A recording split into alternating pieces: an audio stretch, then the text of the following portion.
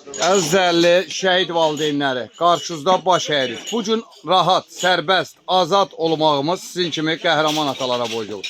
Bu gün vətənin dar günündə, vətənin çətin anlarında övladlarınızı qurban verirsiniz də, təki vətən sağ olsun deyirsiniz. Siz elə atalarsınız, müqəddəs, qəhrəman. Əlbəttə ki, biz sizin kimi atalarla fəxr edib, qürur keçirdiririk. Bu gün bir həftə bundan öncə Zəfər bayramı keçirildi. O bayram elə bir bayramdır ki, sizin kimi ataların, övladlarının qanı, canı bahasına qazanıldı. Bayramlarımız çoxdur. Bayramlar var, fəsil dəyişir. Bayramlar var, il dəyişir. Ancaq sizin övladlarınızın yaşatdığı bayram, torpaqların azadlığı, torpaqların bərpa və ana bacılarımızın namusu, qeyriyyəti geri qaytarılması sizin kimi atalara borcluq. Bugün şəhidimiz İbadlı Araz Babəli oğlu ruhu qarşısında baş əyirik. 5-ci il dönümüdür. 5-ci il dönümü münasibəti ilə biz də bir ailəmiz adından, Biləsuvarımız adından şəhid ataların qarşısında baş əyirik. İstərdik ki, elə şəhid atalarından bir iki kəlmə götürək.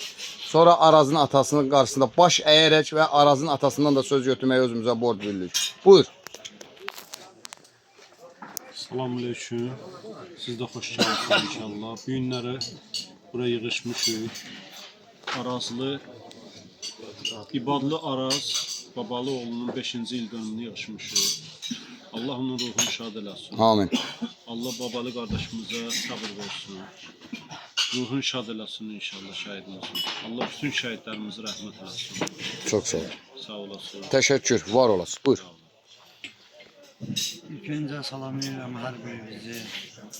Azərbaycan xalqı bundan belə acılı, ağrılı günlər keçirməsin bir daha.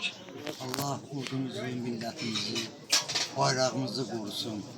Allah bütün şəhidlərimizə rəhmət eləsin inşallah. Çok sağ ol.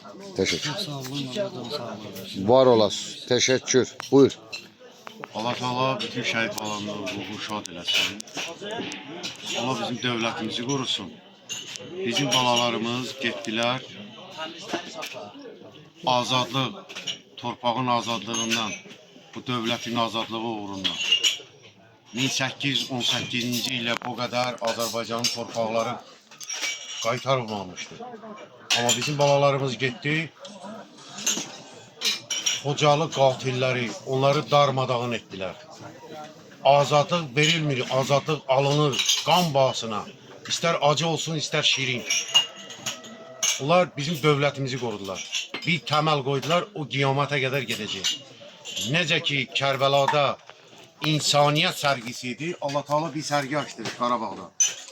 Bu balalar getdilər, orada şəhid oldular. Bir insan var, diridir amma ölüdür. Amma onlar şəhid oldular. Bizim aramızdadır, yaşayırlar və əbədi yaşayacaqlar. Allah bütün şəhidlərimizi ruhu şad eləsin. Allah bizim dövlətimizi qorusun.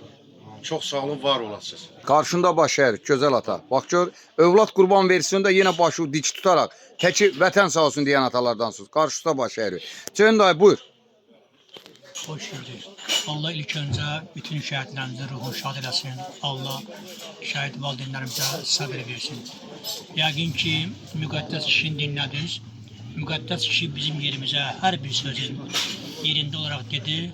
Bir daha Allah şəhidlərimizə rəhmət eləsin. Allah ruhlarını şad eləsin. Allah qazilərimizə can sağlığı versin. Allah gələn günlərimizi inşallah xeyirli eləsin, inşallah sağlığı versin. Çok sağ ol. Teşekkür. Sağ olasın. Buyur. Araz İbadlı Arazın 5 illik dönümüdür. Bütün şəhidlər, valideynlər yığışırmışı bura. Deməli, Allah bizim ümumi şəhidlərimizi rəhmət eləsin. Allah valideynlərə sabır versin.